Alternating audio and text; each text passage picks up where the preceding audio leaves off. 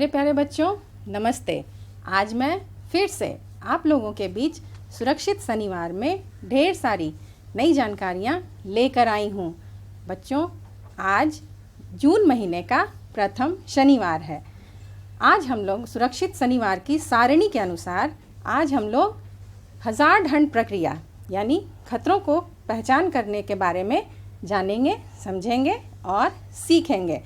बच्चों, जैसा कि आपको पता है कि अभी हम लोग कोरोना वायरस के संक्रमण से फैलने वाली बीमारी कोविड-19 के खतरे का सामना कर रहे हैं। इस दौरान आप कई तरह के नए शब्दों को सुन रहे होंगे, जैसे क्वारंटीन, लॉकडाउन, सोशल डिस्टेंसिंग, सामाजिक दूरी, मास्क, सैनिटाइजेशन, व्यक्तिगत साफ सफाई, हैंड वॉशिंग इत्यादि। आज हम लोग इन सभी के बारे में जानेंगे और इससे होने वाले खतरे को पहचानने के साथ साथ खुद को और अपने घर को संक्रमण मुक्त कैसे करें, ये भी सीखेंगे। बच्चों, आपको पता है कि अभी हम लोग कोविड-19 नामक बीमारी से बचने और उसके संक्रमण को फैलने से रोकने के लिए क्या करना चाहिए और क्या नहीं करना चाहिए, इसके बारे में यूनिसेफ के स्वास्थ्य विशेषज्ञ से सुनेंगे। तो बच्चों, तैयार होकर बैठें और बहुत ध्यान से सुनें और समझें। बच्चों, आप तैयार हैं? चलिए आज के सत्र का प्रारंभ करते हैं।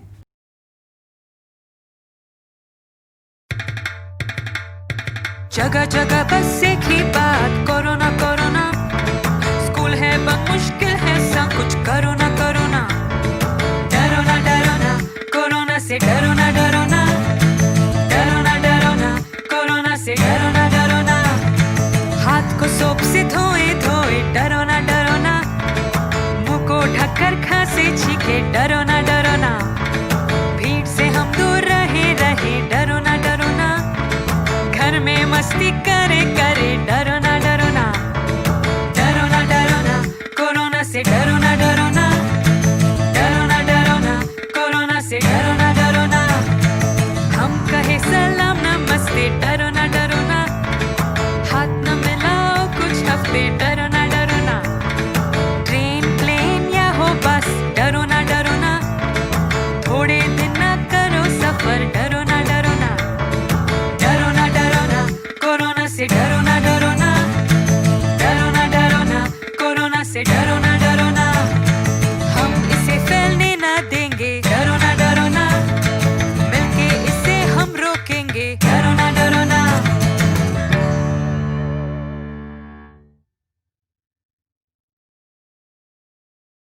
प्यारे बच्चों, नमस्कार।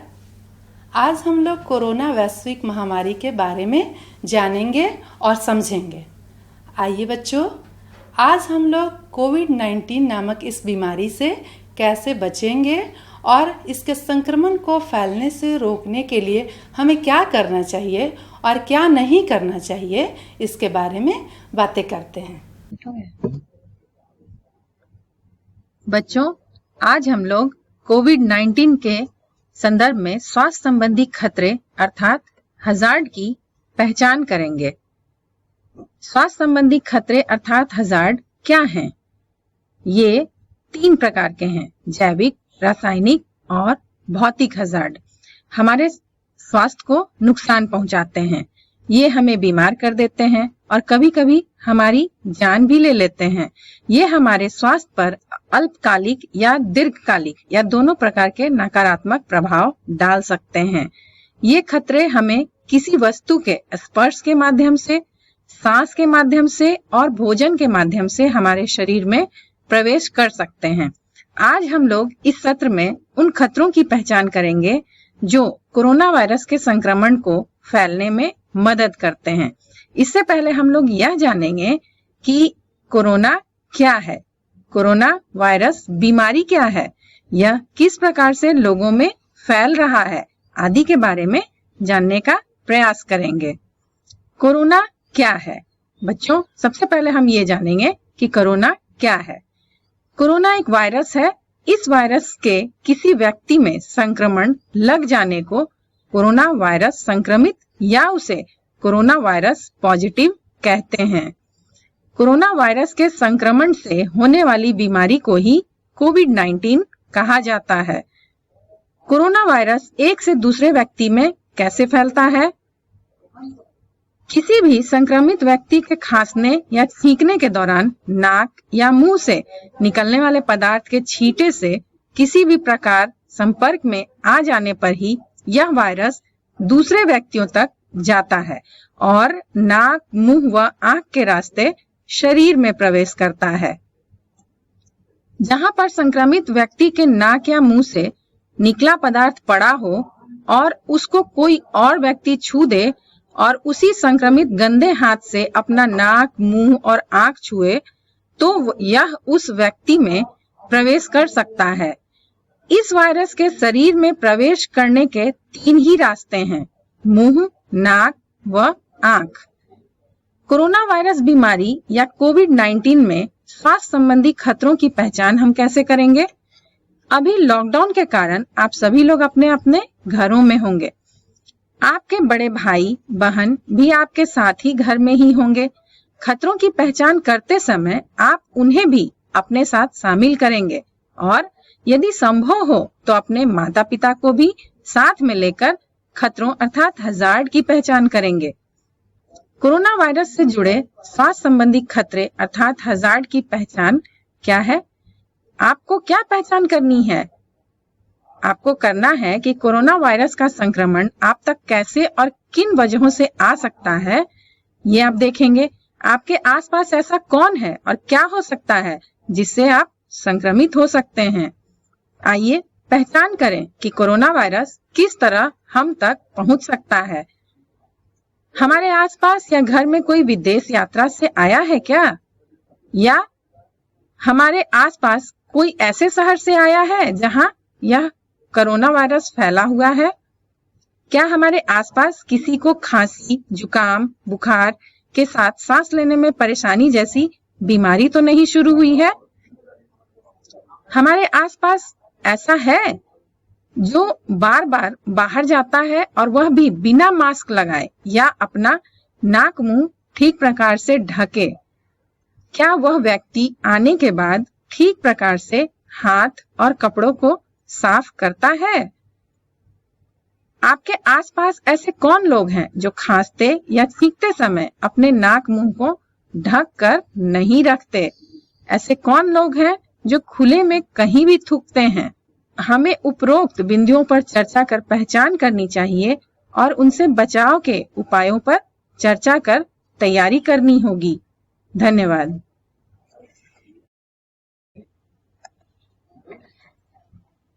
बच्चों, आइए देखते हैं कि कोरोना वायरस से बचने के लिए क्या करें और क्या ना करें। क्या करें? व्यक्तिगत साफ सफाई पर ध्यान दें। रोज नहाएं और शरीर के अंगों को साफ रखें। साफ सफाई का विशेष ध्यान रखना है। साबुन से अपने हाथों को धोएं।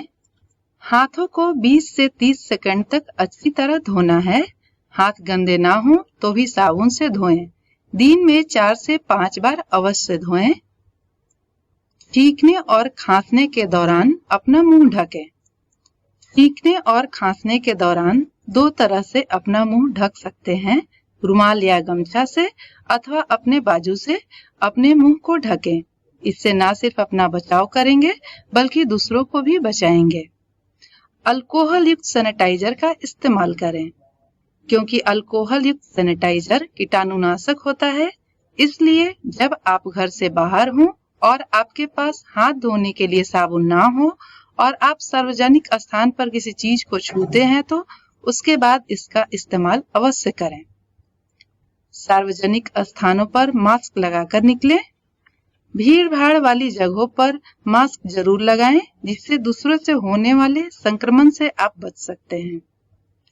सोशल डिस्टेंसिंग के नियमों का पालन करें।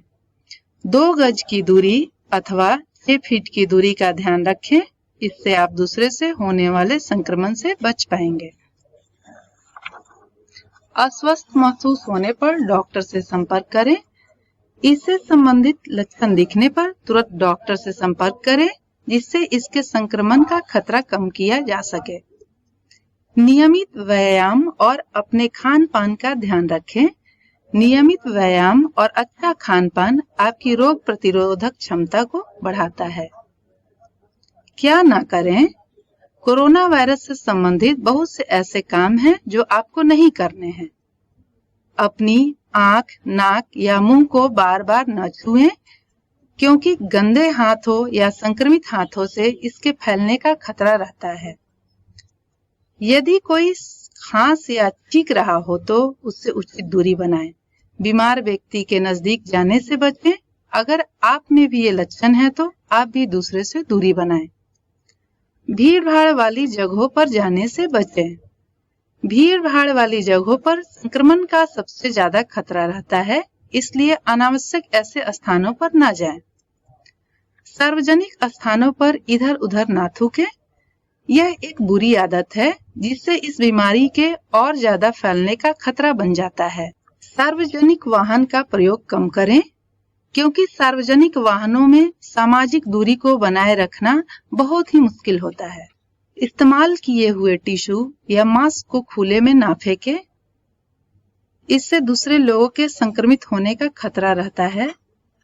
इसके अतिरिक्त बहुत सारी सावधानियां बरतनी है, जैसे कच्चे भोजन को खाने से बचें, खेत खलिहानों में जाने पर खास सावधानी बरतें, बाजार अथवा हाट पर ना जाएं। अंततः हम लोग अभी तक सारे क्या करें और क्या ना करें पढ़ चुके हैं, लेकिन इसे हम लोग संक्षेप में ये चक्र के द्वारा भी समझा सकते हैं। जैसे हमें क्या करना चाहिए: मास्क पहने, घर साफ रखें, हाथों को बार बार धोएं, खांसते या छींकते समय मुंह ढकें, सामाजिक दूरी बनाएं, बेवजह घर से बाहर ना जाएं।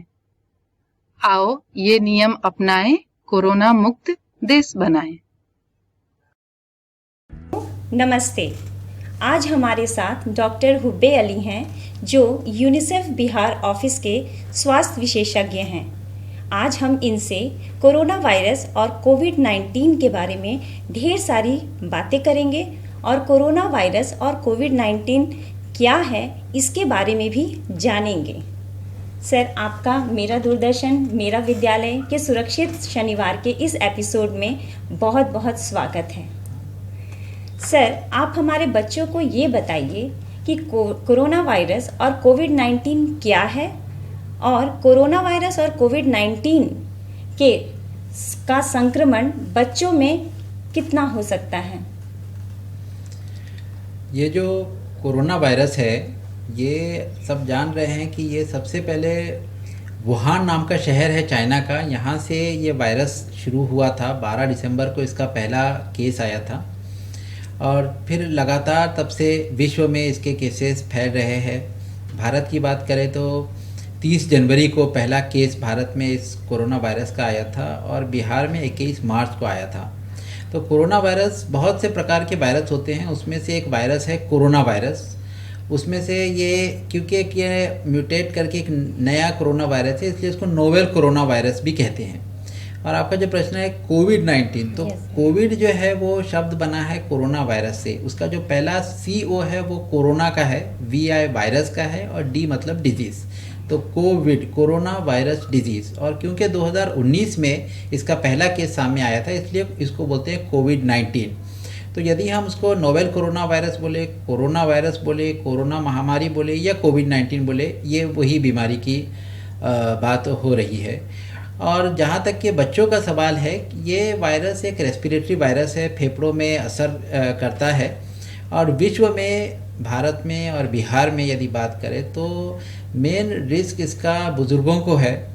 जितने केसेस बिहार में आ रहे हैं, अब तक के एनालिसिस ये बताता है कि 15-16% टोटल केसेस में से ये 18 साल से कम उम्र वाली बच्चों में पाए गए हैं। सर, हमारा दूसरा प्रश्न है कि कोरोना वायरस के संक्रमण के बाद कौन कौन से लक्षण दिखाई देते हैं और बच्चों में और वयस्कों में लक्षण क्या अलग अलग होते हैं।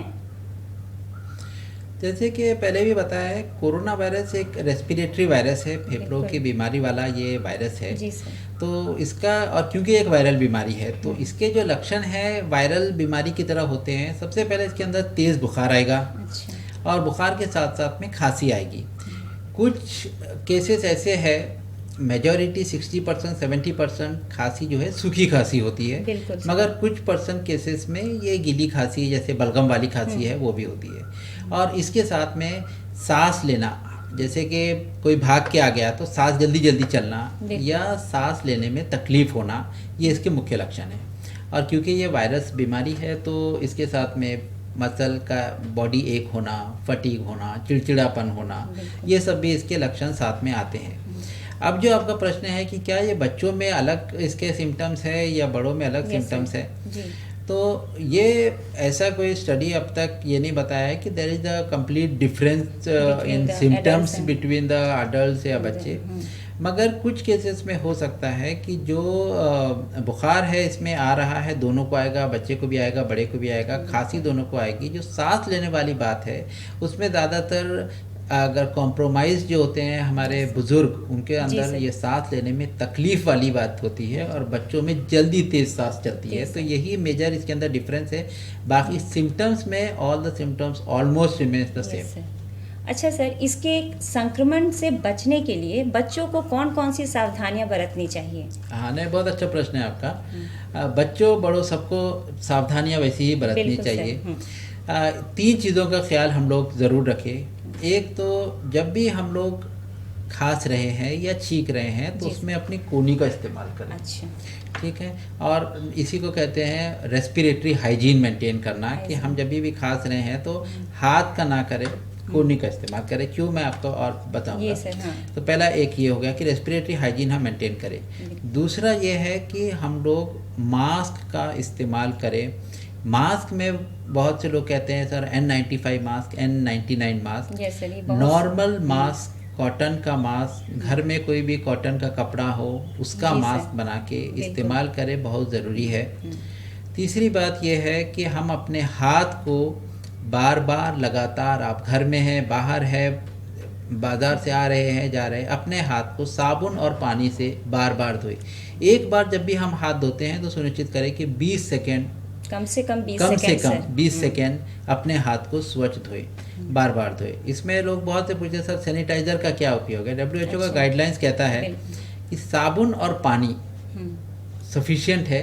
अगर आप ट्रैवलिंग में हैं, आप बाहर हैं जहाँ पर आपको साबुन नहीं मिल रहा है या पानी की दिक्कत है, आप अपना सैनिटाइज़र यूज़ करें, मगर आम जनता के लिए सफिशिएंट है कि हम साबुन से और पानी से बार बार अपने हाथ को धोएं।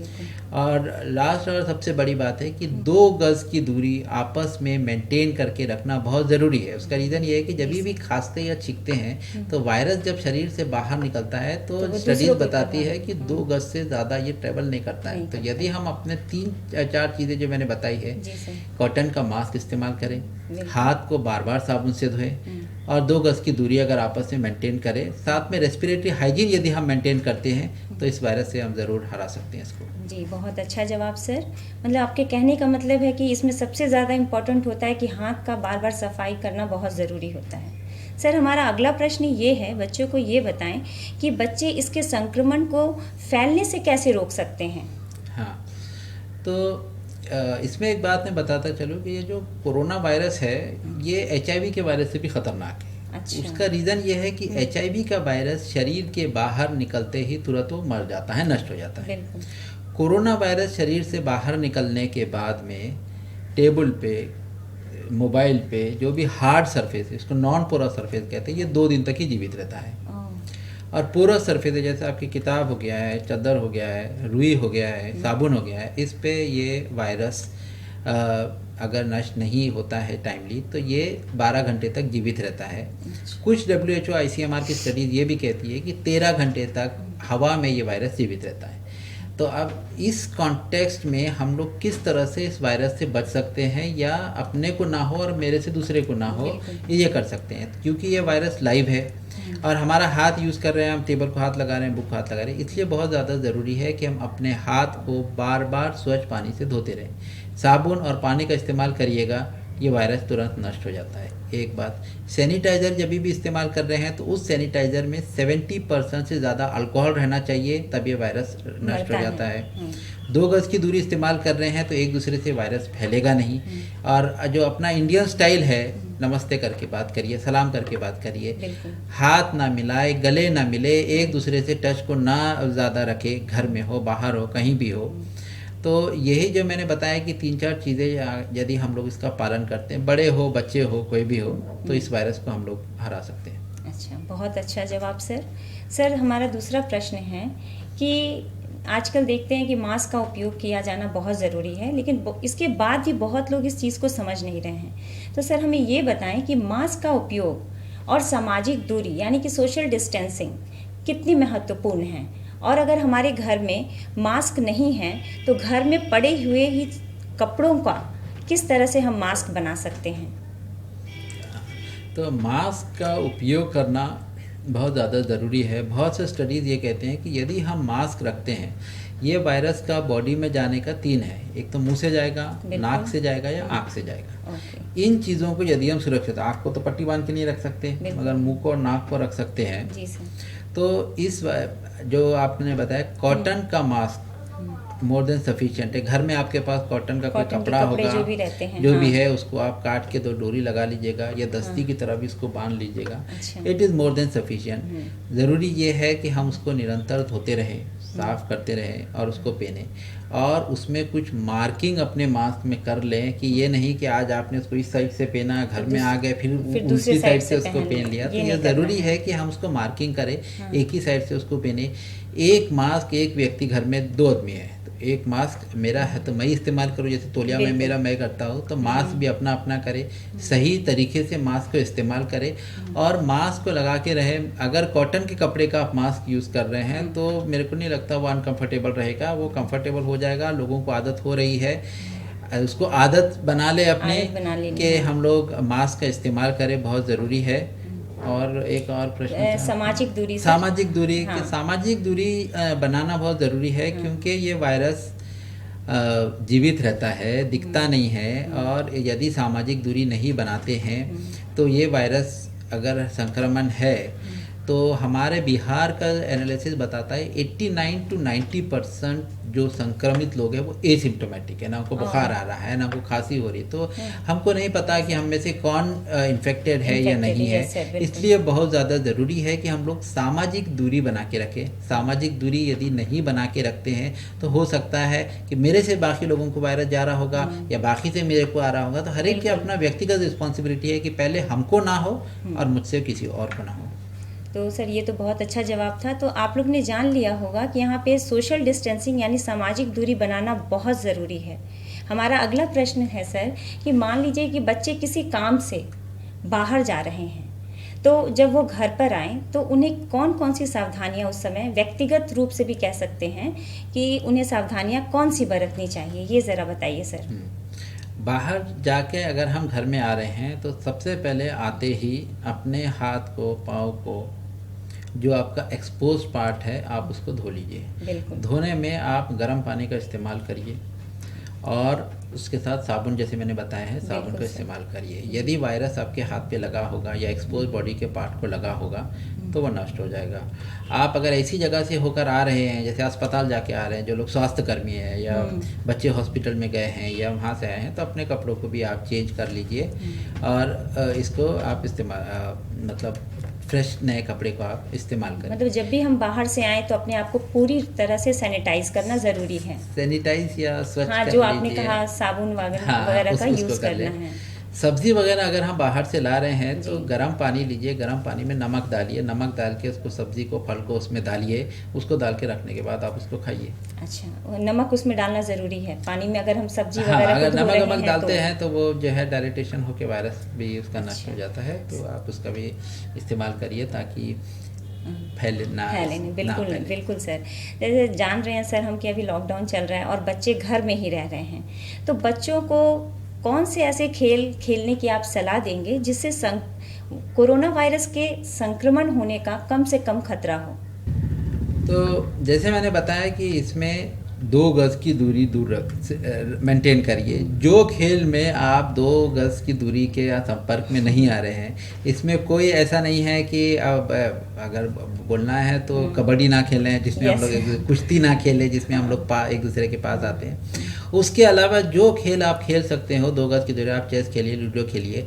सबसे बड़ी बात यह है कि लॉकडाउन चल रहा है, बहुत से हमको भी कॉल आते हैं, आपको भी आते होंगे, लोगों को कॉल सेंटर्स पे भी कॉल आ रहा है कि भाई बोर हो रहे हैं, करें क्या करें? तो मेरे आपके चैनल के माध्यम से यही लोगों से है कि अपना टाइम टेबल बनाइए, योगा करिए, दिन में से उठ के, बहुत अच्छी बात रहेगी, लोगों योगा करें, उसकी आदत डाल लें, उसके बाद कुछ पढ़ाई, कुछ खेल कूद, कुछ ये कर लें, उसके बाद कोई अच्छी बात करें, कोई धार्मिक बात करें, लोगों से अच्छी बात करें, बड़े बुजुर्ग हैं उनसे बात करें। तो अपने समय को कुछ बांटिए ताकि बच्चे भी इसमें बोर ना हो और घर के सारे लोग मिलजुल के हम इस कोरोना से लड़ें। बिल्कुल सर, आपने आज बहुत सी महत्वपूर्ण जानकारियाँ दी हमें। मुझे उम्मीद है कि आप सभी बच्चे इन सभी बातों पे अमल करेंगे। सर, आप हमारे इस एपिसोड में आए और इस एपिसोड में शामिल होने के लिए आपका बहुत बहुत धन्यवाद। बच्चों, उम्मीद है कि आप इस कार्यक्रम के द्वारा बहुत सी बातें आपने सीखी। बच्चों, नमस्ते, धन्यवाद। हेलो।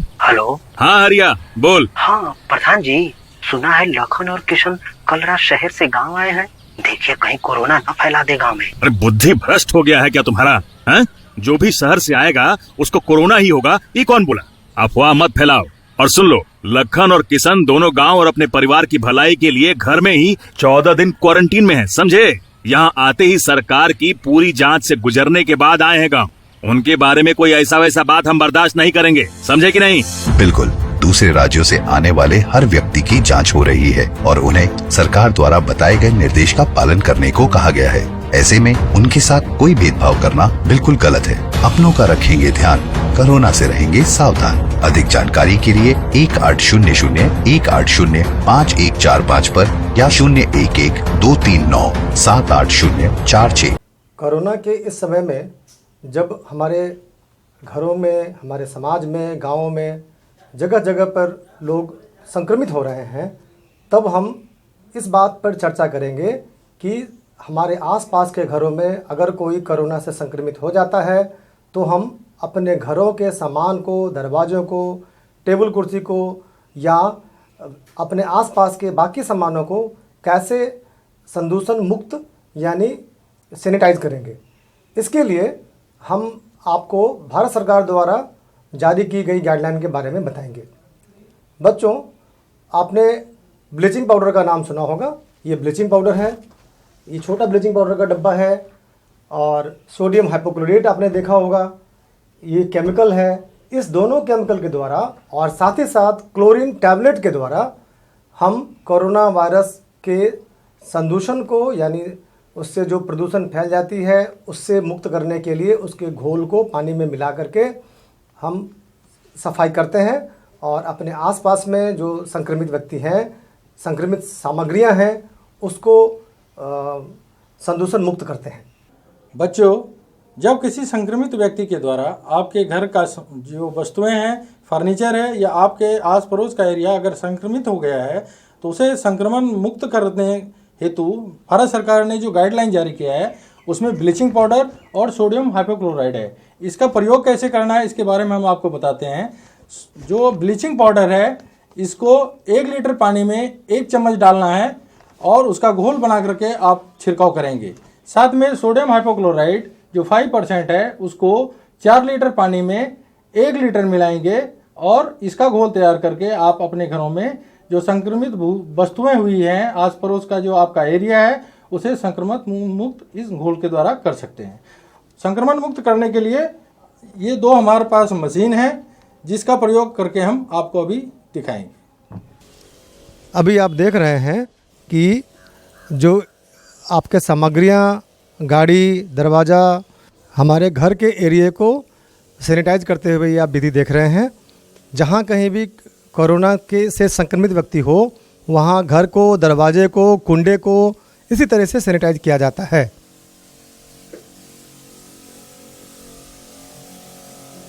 जहाँ पर बड़ा मशीन काम नहीं कर सकता हो उन जगहों पे ये छोटे से स्प्रेयर मशीन से भी हम सैनिटाइज कर सकते हैं। घर के कुंडे, दरवाजे को सैनिटाइज करते हुए अभी आप देख रहे हैं। जहाँ जहाँ पर संक्रमित व्यक्ति का हाथ लग सकता है उन सभी क्षेत्रों को, उन सभी एरिया को सैनिटाइज करना महत्वपूर्ण है।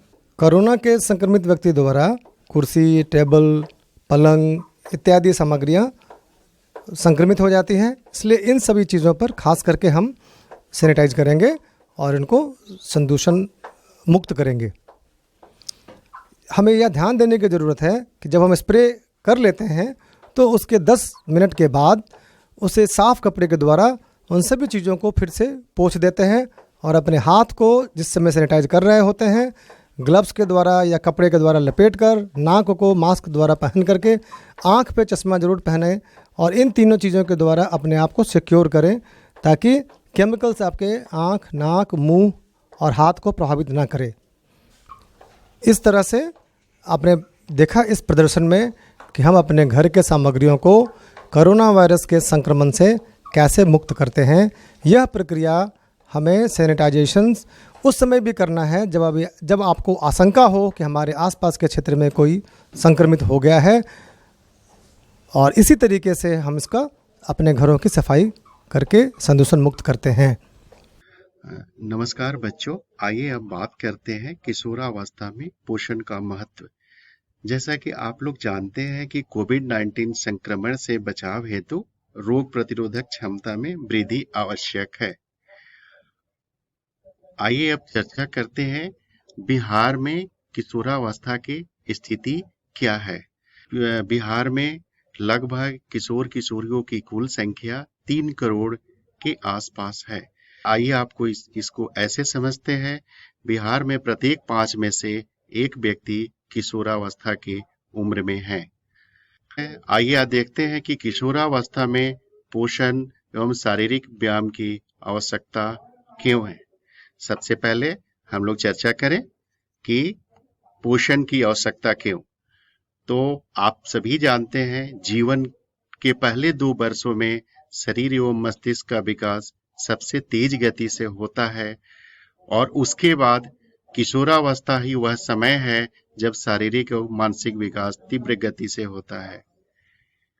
आइए समझे किशोरावस्था के दौरान शरीर में वृद्धि एवं विकास बनाए रखने के लिए पोषक तत्वों की जरूरत अधिक होती है। पोषण से शरीर को सभी कार्यों के लिए ऊर्जा मिलती है, शरीर का निर्माण होता है तथा शरीर को बीमारियों और संक्रमणों से बचाता है। पोषण के साथ साथ आइए बच्चों हम लोग देखें कि शारीरिक व्यायाम भी अति आवश्यक है। व्यायाम या शारीरिक गतिविधि की कमी और अपने खराब आहार से मोटापा हो सकता है, जिसके कारण अनेक तरह की बीमारियां उत्पन्न हो सकती है। आइए बच्चों बात करें हम लोग पोषक तत्वों का वर्गीकरण, यानी कि खाद्य समूह के मुख्य जो पोषक तत्व हैं वो किस किस समूह से मिलता है। जैसे ऊर्जा देने वाला भोजन, कार्बोहाइड्रेट और वसा, शरीर का निर्माण करने वाला जो भोजन, प्रोटीन से, सुरक्षात्मक भोजन, विटामिन और खनिज से। आइए आप समझते हैं कि कार्बोहाइड्रेट और वसा किस खाद्य पदार्थ में मिलता है। अनाज जैसे गेहूं, चावल, रागी आदि, सफेद जड़ें और कंदमूल से, तेल, वसा और मिठाई से। आगे देखिए प्रोटीन शरीर को किस किस खाद्य पदार्थों से मिलता है। तो मेवे, दाल, जितने भी तरह के दाल हैं उससे, मेवे, बीज और दूध से बने उत्पाद, और मांस और मछली, अंडे से मिलता है। आइए अब देखें हम लोग कि शरीर को सुरक्षात्मक भोजन यानी कि विटामिन और खनिज लवण कहाँ से प्राप्त होता है। विटामिन ए भरपूर फल फूल और साग सब्जियों, अन्य सब्जियां एवं अन्य फलों से सुरक्षात्मक भोजन मिलता है। इस विटामिन एवं खनिज लवण की शरीर में बहुत कम आवश्यकता होती है, लेकिन बहुत ही महत्वपूर्ण है। आइए अब हम लोग देखते हैं कि किशोरावस्था में दैनिक रूप से पोषण की आवश्यकता कितनी है। जैसे आप लोग चार्ट में देख रहे होंगे कि समूह दिया हुआ है, समूह के अनुसार उम्र और उम्र के हिसाब से कितना वजन होना चाहिए, और प्रतिदिन के भोजन में ऊर्जा, प्रोटीन और कैल्शियम, आयरन की मात्रा कितनी होनी चाहिए। उदाहरण स्वरूप रीना वर्ग 10 की छात्रा है जिसकी उम्र 15 वर्ष है और उसका वजन 47 किलोग्राम है। रीना को प्रतिदिन अपने भोजन में कार्बोहाइड्रेट 2330 कैलोरी, प्रोटीन 52 ग्राम, कैल्शियम 800 मिलीग्राम और आयरन 27 मिलीग्राम लेने की आवश्यकता है। आइए आप आगे चर्चा करें। कोविड-19 लॉकडाउन के दौरान किशोर किशोरियों को शारीरिक और मानसिक रूप से स्वस्थ रहने हेतु क्या कर सकते हैं। दिन में 3 बार भोजन एवं 1 बार नाश्ता के साथ साथ मौसमी फल का भी सेवन आवश्यक रूप से करें। भोजन में विभिन्न प्रकार के पोषक तत्वों को शामिल करें। यदि आयरन फोलिक एसिड गोली उपलब्ध है तो सप्ताह में 1 गोली का सेवन करें। प्रतिदिन कम से कम 1 घंटे विभिन्न शारीरिक क्रियाकलापों में अवश्य भाग लें। घर के कैंपस में ही खेलें एवं शारीरिक व्यायाम करें। दिन में थोड़ी देर 15 से 20 मिनट धूप में खेलें या बागवानी काज करें ताकि धूप से विटामिन डी की प्राप्ति हो सके। किशोर अपने घरों में पोषण वाटिका का निर्माण कर सकते हैं। आप सभी जानते हैं गृह पोषण वाटिका को अंकुरन योजना के तहत विद्यालय में पोषण वाटिका, वैसे ही पोषण वाटिका घर के आसपास तैयार करें। पोषण वाटिका से परिवार को विभिन्न प्रकार की आवश्यक साग सब्जियों की उपलब्धता बहुत ही कम कीमत में हो जाएगी एवं पोषण वाटिका में किसी प्रकार का रसायन और कीटनाशक का प्रयोग नहीं करना है। पोषण वाटिका को स्थापित करने तथा देखभाल करने के क्रम में श्रम भी होगा। आज की वीडियो में मैं आपको फेस मास्क बनाने का तरीका बताऊंगी। तो मास्क बनाने के लिए हमने यहाँ पर कॉटन का कपड़ा लिया है। अब मास्क बनाने के लिए देखिए हमें कपड़े को इस तरीके से डबल फोल्ड करना है।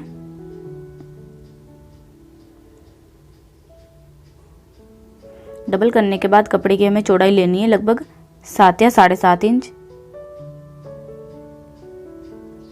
अब इस कपड़े को यहाँ से काट लीजिए 7.5 इंच पर फोल्ड करके और यहाँ से हम इसकी लंबाई रखेंगे लगभग 5.5 इंच। तो 5.5 इंच पर कट कर लीजिए। ठीक है। अब इस कपड़े के 2 पार्ट कर लीजिए।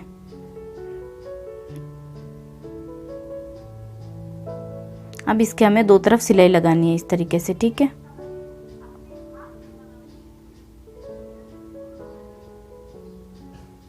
एक तरफ लगा दी, अब दूसरी तरफ भी लगा देते हैं। 2 तरफ सिलाई लगानी है।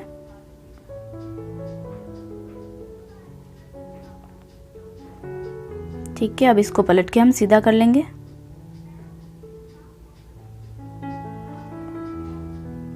उसके बाद हमें 2 पट्टियां कटिंग करनी है साइड की डोरी लगाने के लिए।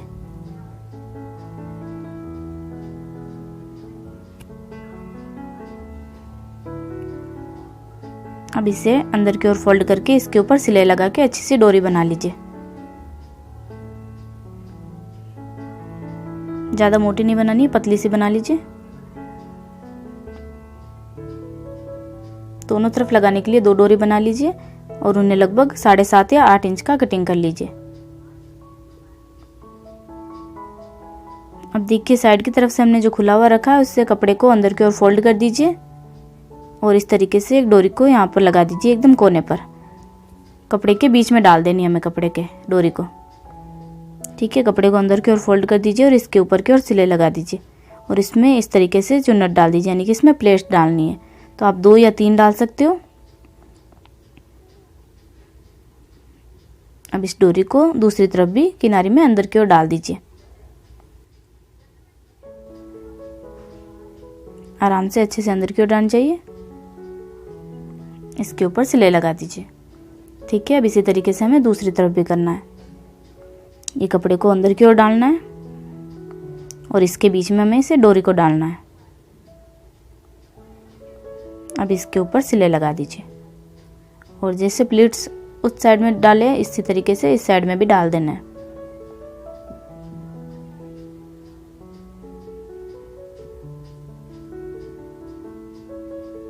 ये डोरी को अंदर की ओर डाल दीजिए।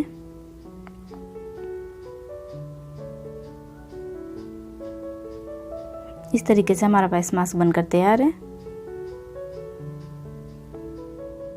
आप इसे रेगुलर यूज कर सकते हो। प्यारे बच्चों नमस्कार। आज आपने कोरोना वायरस के संक्रमण से होने वाले खतरे एवं कोविड-19 महामारी से बचाव के बारे में जाना, समझा और सीखा। उम्मीद करता हूँ कि आज के एपिसोड से आपने बहुत कुछ सीखा होगा। तो आइए हर बार की तरह फिर से क्विज खेलते हैं। आज आपने जो सीखा उसके आधार पर आपसे कुछ प्रश्न पूछे जाएंगे। तो बच्चों, आप तैयार हैं कॉपी और कलम के साथ? लेकिन आपको एक चीज़ ध्यान रखना है कि प्रश्नों को अच्छी तरीके से सुनना है और उसके विकल्पों का सही चयन करना है। तो चलिए अब हम क्विज खेलते हैं। बच्चों, आज के सत्र के सवाल आपके सामने हैं। पहला सवाल, कोरोना क्या है? इसके विकल्प हैं, एक वायरस है, एक कीटाणु है, एक बैक्टीरिया है, एक परजीवी है। क्या लगता है आपको कौन सा उत्तर सही है? सही उत्तर है एक वायरस है। दूसरा सवाल, कोरोना वायरस से संक्रमण होने के क्या लक्षण हैं? इसके विकल्प हैं, जुकाम होना, तेज बुखार होना, सूखी खांसी एवं गले में खराश होना, सांस लेने में समस्या होना और अंतिम उपरोक्त सभी। इसके सही जवाब हैं उपरोक्त सभी। तीसरा सवाल, कोरोना वायरस के संक्रमण से बचने के लिए निम्न में से कौन सा उपाय नहीं करना चाहिए? बच्चों, आप ध्यान देंगे, इसमें वह है जो नहीं करना चाहिए। तो इसके ऑप्शन हैं, बार बार अपने हाथों को साबुन पानी से अच्छी तरह धुलना चाहिए।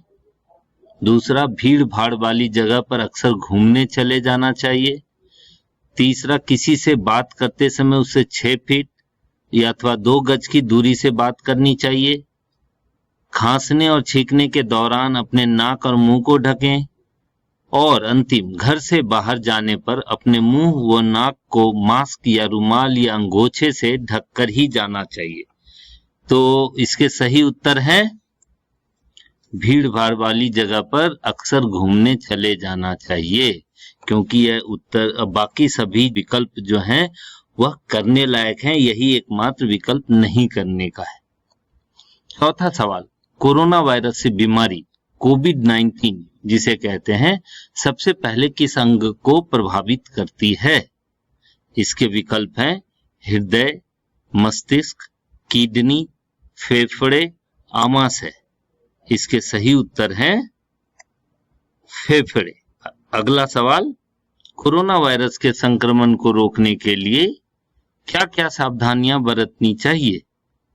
इसके विकल्प हैं, अपने हाथों से अपना चेहरा, नाक और आंख बार बार ना छुएं, खुले में यत्र तत्र नहीं थूकें, गंदे परिवेश में ना रहें, समूह में इकट्ठा नहीं हों और अंतिम उपरोक्त सभी।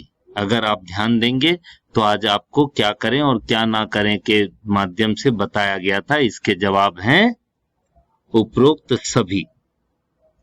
अगला सवाल, कोरोना वायरस से बीमारी के बारे में कौन सी भ्रांति या गलत संदेश नहीं है? कोविड-19 हवा से फैलने वाला संक्रमण है। कोरोना वायरस गर्म जलवायु में जीवित नहीं रहता है। मास्क का उपयोग सभी के लिए जरूरी नहीं है। कोरोना वायरस का संक्रमण लोगों से दूरी नहीं बनाने से लग सकता है। इसके सही उत्तर है, कोरोना वायरस का संक्रमण से लोगों से दूरी नहीं बनाने से लग सकता है। अब हम गृह कार्य की करते हैं। बच्चों, हमने आपसे 6 प्रश्नों को पूछा और आशा करता हूं कि आपने इसका सही जवाब भी दिया होगा। अब आप अपने कॉपी में दिए जाने वाले होमवर्क को नोट कर लें, जिसे आपको पूरा करना है। बच्चों, आज कोरोना वायरस के बारे में आपने बहुत कुछ जाना और समझा। आपको गृह कार्य के अंतर्गत एक निबंध लिखना है, जिसका विषय है, यदि आपका विद्यालय जुलाई माह से शुरू किया जाता है तो विद्यालय में कोरोना वायरस से बचने के लिए किस प्रकार का प्रबंध किया जाना चाहिए।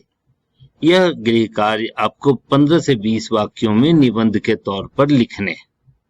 बच्चों, आप सभी लोगों ने इसे नोट कर लिया?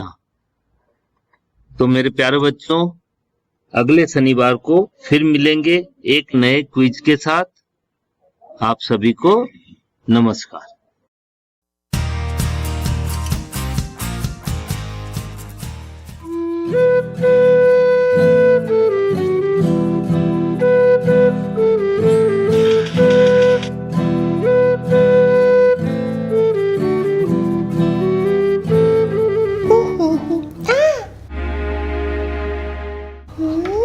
अरे तारा, तुम अपने हाथ धोए भी नहीं खा रही?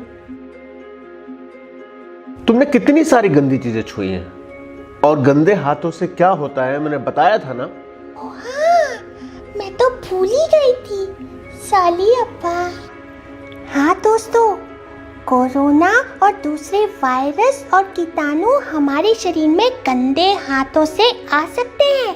इससे बचने के लिए अपने हाथ बार बार धोने चाहिए। और हाथ कैसे धोने चाहिए?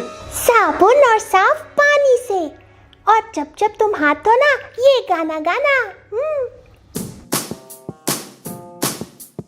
हाथों को धोना है, हाथों को धोना है, क्योंकि कोरोना है, क्योंकि कोरोना है। हाथों को धोना है, हाथों को धोना है, हर बार कम से कम 40 सेकंड तक हाथों को धोना है, हाथों को धोना है। पानी का नल खोले, हाथों को भिगाए, नल को बंद कर दे, फिर साबुन लगाए, हथेलियों को रगड़े, फिर पीछे भी रगड़े, उंगलियों के बीच में गांठों को हथेली से, अंगूठे को रगड़े, नाखूनों को रगड़े। अब नल खोले, नल और हाथ धो ले, नल को बंद कर दे और हाथों को सुखा ले, इससे हाथ भी साफ होगा और पानी भी बचेगा। हाथों को धोना है, हाथों को धोना है, क्योंकि कोरोना है, क्योंकि कोरोना है। हाथों को धोना है, हाथों को धोना है, हाथों को धोना है, क्योंकि कोरोना को भगाना है ना?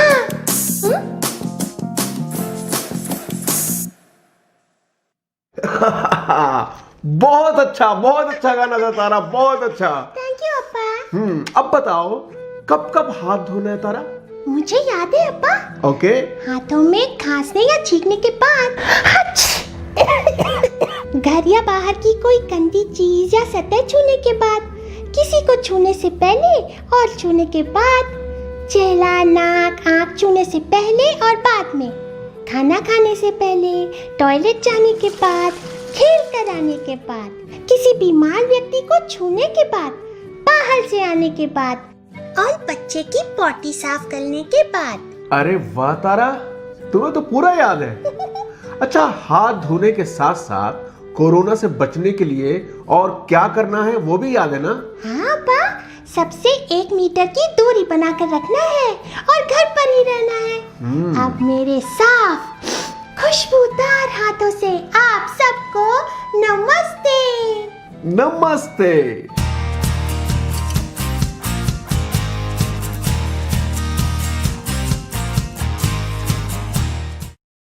बच्चों, आप बहुत सारी ज्ञान की बातें सीख रहे हैं। लू से बचाव के लिए आज मैं आपको एक कविता सुनाती हूँ। लू। देखो देखो गर्मी आई, सूरज ने गर्मी तपन बढ़ाई, मई जून में गर्म हवा भी आई, साथ में हीट वेव लू भी लाई। तेज धूप दोपहरी में खेल कूद मत करना भाई, सिर पे टोपी गमछी छतरी लेकर ही निकलना, लापरवाही तुम मत करना भाई। आम अंगूर तरबूज खरबूज, आम पन्ना शरबत, बार बार पानी तुम पीना, ताज़ा पका भोजन ही करना, बासी भोजन मत करना भाई। दिखे अगर लू के लक्षण, तेज बुखार बार बार उल्टी, सिर चेहरे को पानी से धो पोंछ कर ORS पिलाते रहना, जल्दी डॉक्टर के पास तुम ले जाना भाई, लापरवाही तुम मत करना, देखो देखो गर्मी आई, सूरज ने गर्मी तपन बढ़ाई। गुड मॉर्निंग, नमस्कार बच्चों, आपको बहुत बहुत प्यार। बच्चों, आज आपने कोरोना वायरस और कोविड-19 के संक्रमण से होने वाले खतरे के बारे में जाना और कोरोना वायरस और कोविड-19 के बारे में विस्तार से समझा। इसके साथ ही आपने कोरोना वायरस के संक्रमण को कैसे रोका जा सके इसके बारे में भी जाना और समझा। साथ ही आपको एक वीडियो भी दिखाया गया जो कि बहुत महत्वपूर्ण था। हमारे एक्सपर्ट्स के द्वारा आप लोगों को कोरोना वायरस से बचाव के बारे में बहुत सी जानकारियां भी दी गईं और हमारे एसडीआरएफ टीम के माध्यम से सैनिटाइजेशन के बहुत से तरीके बताए गए जो कि बहुत महत्वपूर्ण थे। मुझे उम्मीद है आज का क्विज़ आप लोग को बड़ा मज़ेदार लगा होगा। इसमें आप लोग को बहुत सी नई बातें सीखने को मिली और बच्चों, आज आपने जो भी यहाँ सीखा वो आप अपने माता पिता, भाई बहन, परिजनों को अवश्य बताएं। इसी उम्मीद के साथ हम अगले शनिवार को फिर से आपसे नए विषय पर ढेर सारी जानकारियाँ लेकर फिर मिलेंगे। मुझे उम्मीद है कि आप प्रत्येक शनिवार को सुबह 9 बजे डीडी बिहार चैनल पर इस प्रोग्राम को अवश्य देखेंगे। इसी उम्मीद के साथ मैं आपका अगले शनिवार तक इंतज़ार करूंगी। घर पर रहें, स्वस्थ रहें, सुरक्षित रहें। हमें घर पे रहना है और कोरोना को हराना है। नमस्कार। जी हाँ बच्चों, प्रतिदिन डीडी बिहार पर प्रसारित मेरा दूरदर्शन मेरा विद्यालय कार्यक्रम को बिहार शिक्षा परियोजना परिषद के वेबसाइट पर जाकर आप पुनः देख सकते हैं।